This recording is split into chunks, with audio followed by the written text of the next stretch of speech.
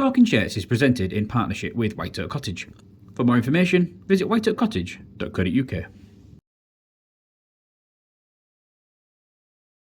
Hello, and welcome to episode number 112 of Talking Shirts.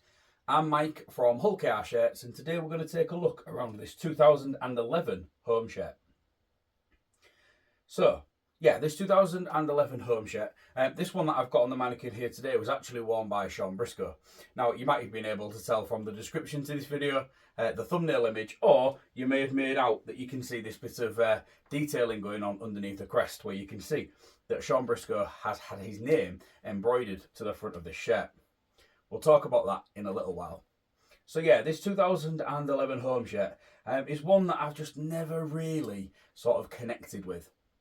The main sort of design style is a sash.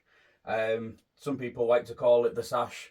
Some people like to call it a seatbelt design. I think sash is probably more of a correct terminology in terms of how it is displayed across the shirt, starting up on the right shoulder side as wearing, and then going down to the sort of the left waist side there.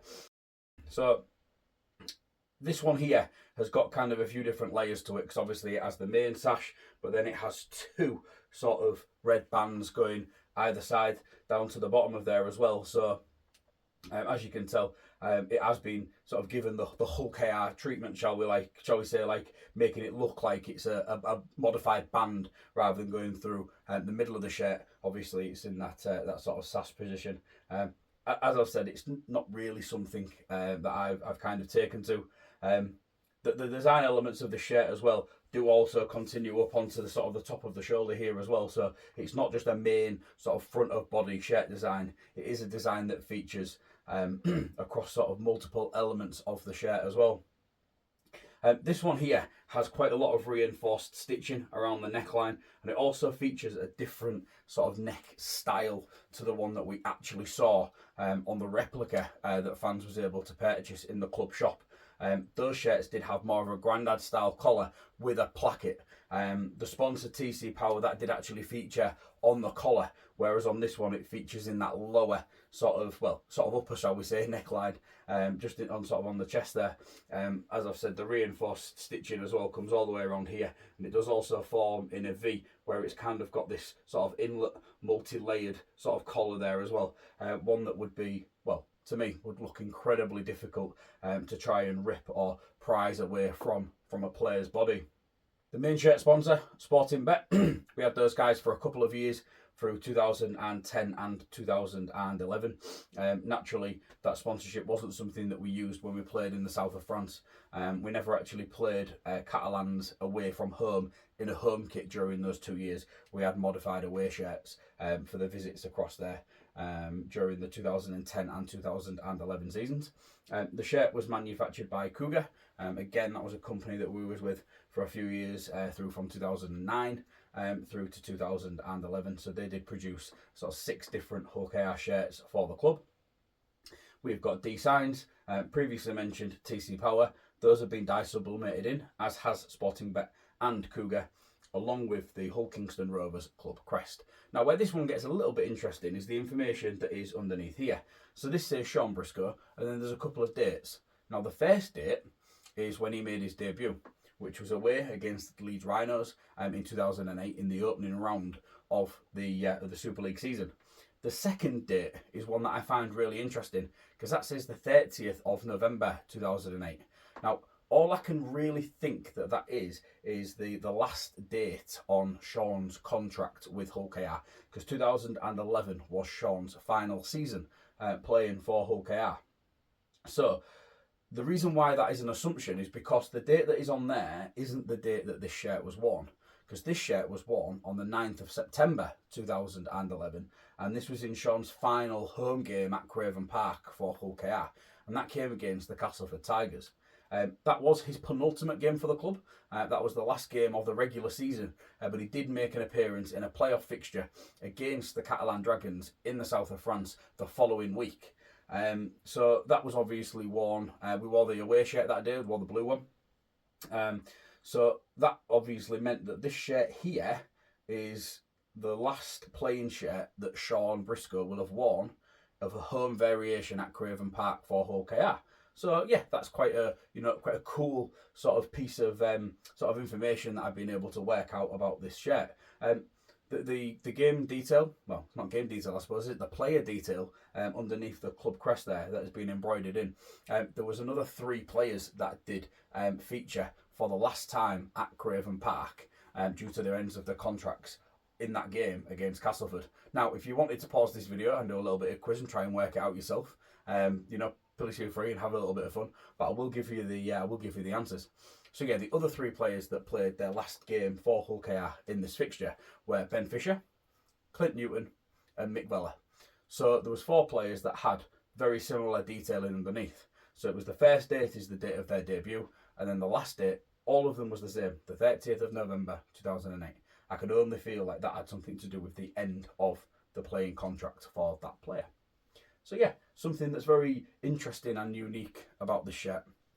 Obviously, there can only be sort of 1 of each of these shirts. So, there will be 3 more out there for the 3 other players.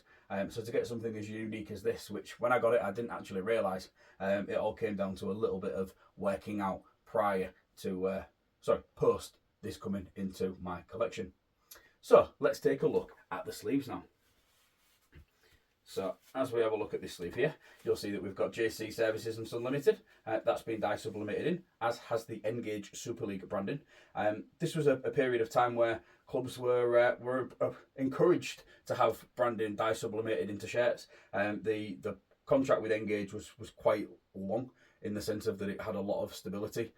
From Rovers being in Super League from 2007 all the way through to 2011, it was the Engage Super League, and the contracts will have been sort of signed and agreed in good enough time for the club to be able to dye sublimate this branding into the shirt without it causing any issue for clubs. Naturally, promotion and relegation during elements of this time frame wasn't happening either, so it did make it much easier for clubs to sort of dye sublimate without there being any real danger of any issues being caused. As we have a look around the other sleeve, and you'll see what I mean about the detailing on here continuing from the front. So it does, as you can see, continue the sash all the way up to the top, and then where the raglan sleeve ends here, you can actually see where the design does finish and then goes on to the back. But like I say, we'll talk about the back in a moment. So yeah, same on this sleeve here, we've got the JC Services and Sun Limited, and then we've also got another competition patch, which again has been dye sublimated in. There was no heat applied patches during the 2011 season. We did have heat applied patches in 2008 and in 2009. And 7 actually, 7, 8 and 9, but then we did go to dye sublimation for 10 and 11 with Engage there. So yeah, quite a cool logo, that one that I really do like. Cool. Right, we will have a talk about Shaun Briscoe and have a look at the back of the shirt, but before we do, here is a quick word from our sponsor. White Oak Cottage is a 2-bedroom luxury holiday cottage set in the stunning Lincolnshire Wolds. It has 2 ensuite bedrooms, a hot tub, wood burner, Wi-Fi, electric vehicle charger, and is pet friendly. It is ideally situated in the Wolds, yet only 15 miles from the coast and 25 miles from the historic city of Lincoln. For more information, visit whiteoakcottage.co.uk. Welcome back to episode number 112 of Talking Shirts. Before the break, we was taking a look around Shaun Briscoe's 2011 home shirt, and for part 2, we're going to take a look at the back. So this shirt was likely worn by Shaun throughout the 2011 season. Then it will have had the player detail added for that final fixture as a Hull KR player at Craven Park.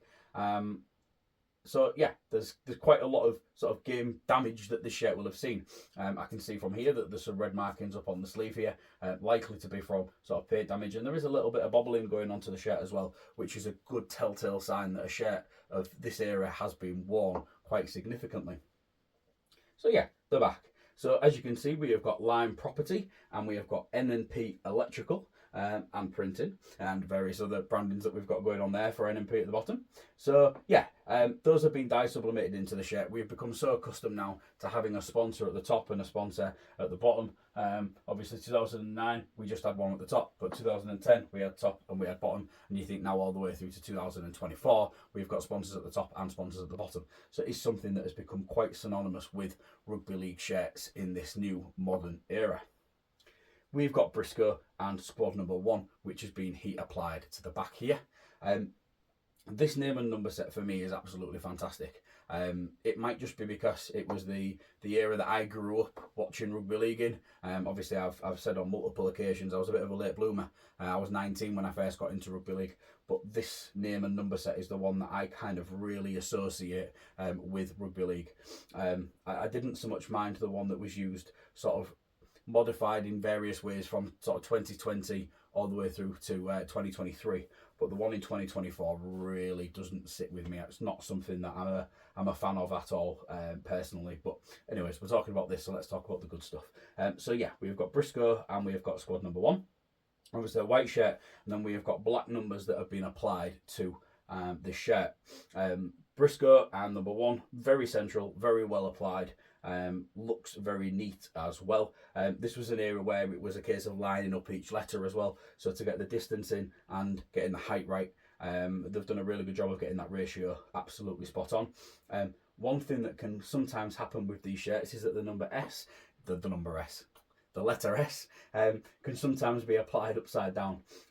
This here is in the correct manner, but I do have a shirt where the S has been applied upside down, so we've got the little sort of arc is at the bottom and the bigger arc is at the top. For photo matching, that's an absolute dream because it makes it much easier to be able to match something when something is has been made in error, as is that one. But like I say, this one has been applied correctly. And then we've got the number 1 as well. There is a little sort of scuff mark in the number 1 here, which again would make this shirt easier to photo match, assuming that mark occurred during a game or the last game that Shaun wore this shirt for, and wasn't damage that had occurred after it was worn. We do have the Super League logo that features within the squad number down at the bottom there as well, and again that is something that the Super League has been sort of quite common with doing. But yeah, Shaun Briscoe, he made 100 appearances for Hull KR in his 4 years with the club. This shirt here was, as I said, definitely worn in appearance number 99. Appearance number 100 did come the following week against the Catalan Dragons in what was Justin Morgan's last game as head coach. Yeah, what can you say about Shaun? He's kind of that old school now, probably at fullback. He would put his body, his face, his nose on the line for the club. You know, he was such a hard fullback in terms of the defensive work that he put in. Like I say, he was not scared of putting his body on the line for the cause, for the club, for his teammates. And that's something that, and I'm not saying that fullbacks aren't made of a similar steel these days, because I believe they are, but they all have better sort of attributes in terms of speed and attack in the way that they've been told to learn and play the game. Obviously the game has evolved, but yeah, for me, Shaun Briscoe growing up, as I say, watching rugby league as a young boy at 19, you know, I just thought he was absolutely fantastic the way that he would put his body on the line for the cause. And we were a much better team for having him featuring at number 1 at fullback. So yeah, that's everything for episode number 112 of Talking Shirts. Hope you've enjoyed taking this tour with me today of Shaun Briscoe's 2011 home shirt. Like I say, you know, this player embroidery on the front here, to some it doesn't really mean a great deal, but to me it's an amazing uniquity that I've been able to add into the collection, and just delivers another variation on the Hull KR shirts that I've been able to add into my collection over the years. Thank you very much for watching this episode. Please feel free to check back in a couple of weeks' time, where I'll be back with a brand new episode of Talking Shirts. Thank you very much for watching. Bye for now.